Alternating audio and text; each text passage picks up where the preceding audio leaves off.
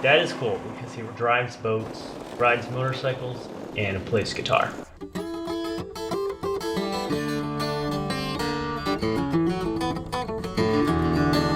Deep down in Louisiana, across from New Orleans, way back among the woods among the Everglades, there stood a log cabin made of earth and wood, where lived a country boy named Johnny B. Good. I was born and raised in Peru, and most of my life I lived on a mission center called Yarinacocha in the jungles of Peru.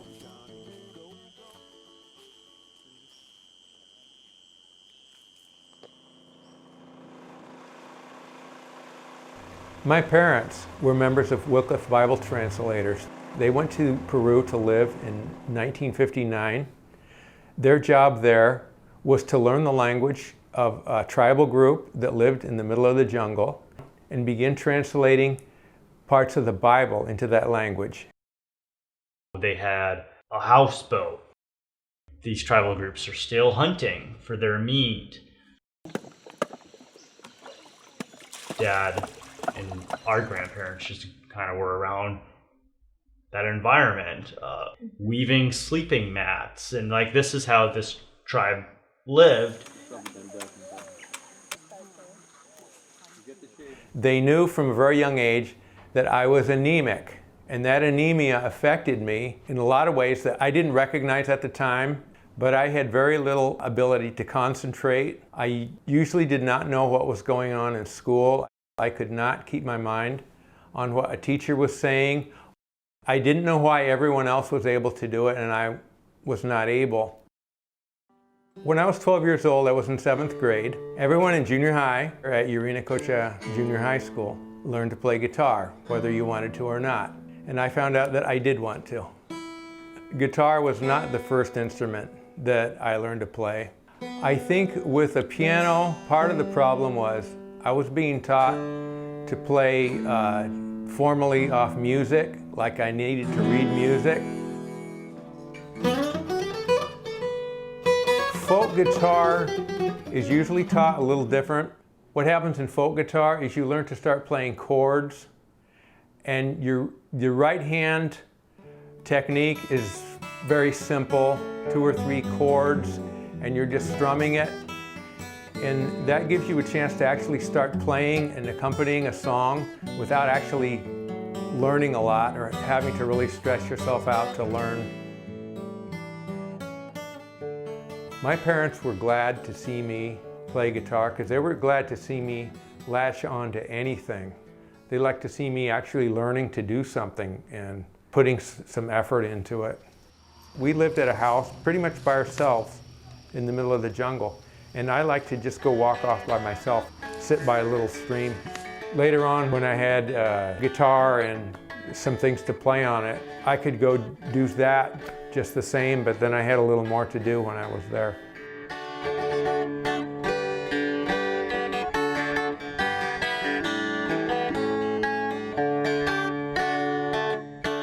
"22 years ago, my wife Kathy and I went back to Peru as literacy missionaries. We work in the language of Spanish and also in some of the tribal languages. We have our own system for teaching reading and writing. Even if they don't read or write at all, in a very short time, in one lesson, they're reading a couple of sentences and they're able to write it.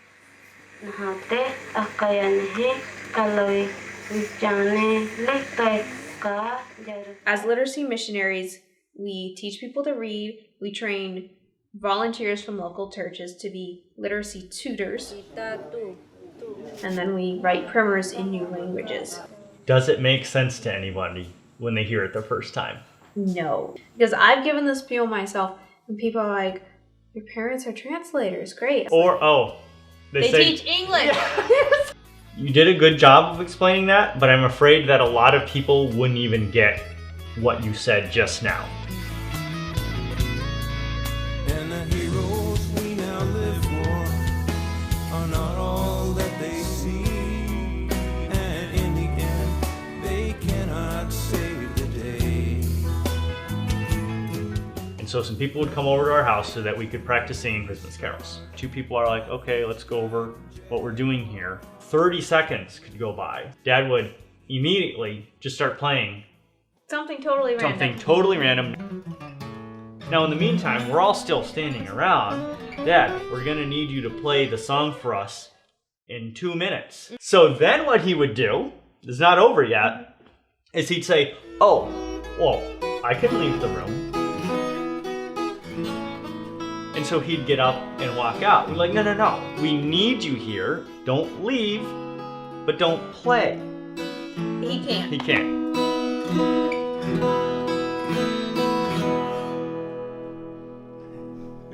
I'm just goofing around on it. That's okay, that's what you do.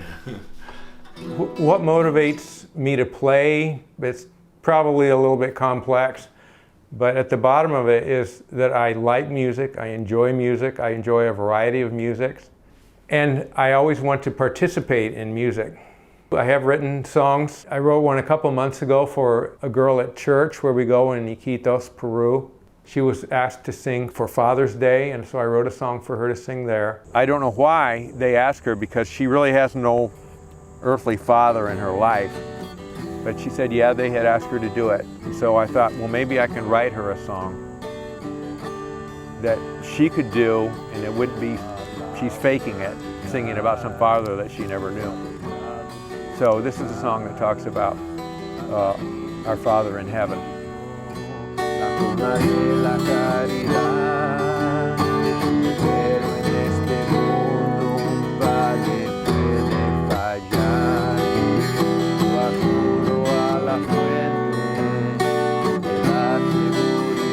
How many times have we said to Dad, or have other people said to Dad, honestly, you could sell this, and Dad's never done it. There were a few times along the way when I thought, yeah, I'll try to make a little money, but I never did. It always cost me to play.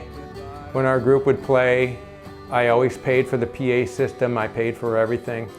We never made a dime. We think of Dad as like putting himself down, like you're too humble. And it's like, oh, why are you so humble or so insecure with your music, Dad?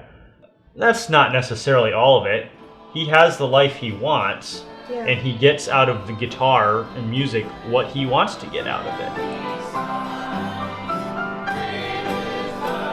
I was always an amateur musician, and I still am. I have no problem with being an amateur musician. Amateur means you do something because you love it. It has the word amar in it. There are a lot of advantages to being an amateur musician. It means you have complete freedom.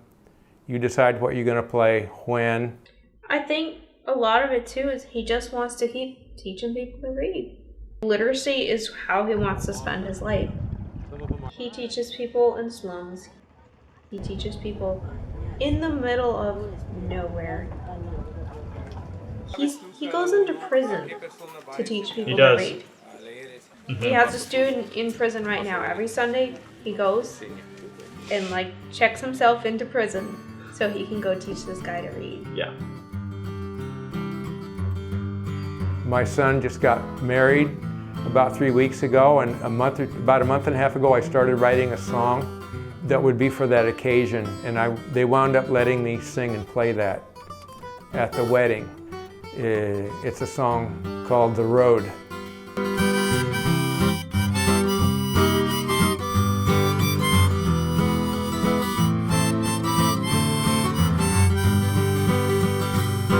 That road doesn't always rise to meet you. The wind at your back won't always blow. Equipment will break down, sometimes you let people down. Some days you might be flying kinda low. Remember, every good thing is from Jesus. Be sure to thank Him every day you live. Always be good to the woman that God gave you. Go and give life all you got to give. Always be good to the woman that God gave